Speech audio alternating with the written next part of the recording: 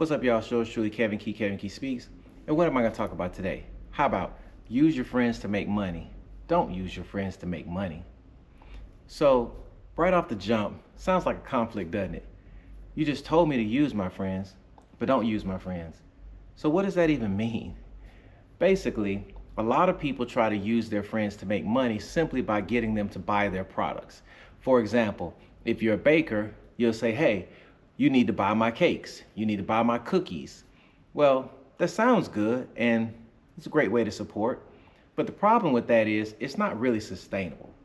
Your friends typically can't afford to buy enough of your product in order to keep your business afloat. So what happens? You get frustrated when things happen to them and they can't pay, or they don't generate enough business by bringing friends to you or leads, and you're like, man, these are my friends, they should work hard to help me out and make my business succeed.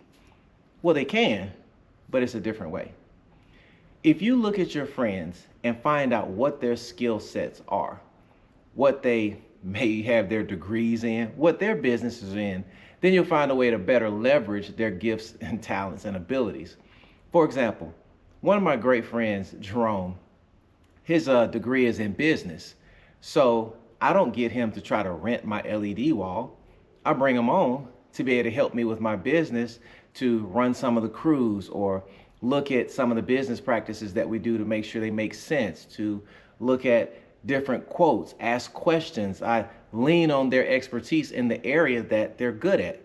Also, he's great at building things with technology. He's a good camera operator. So I hire him to run the camera or end up putting together the LED wall.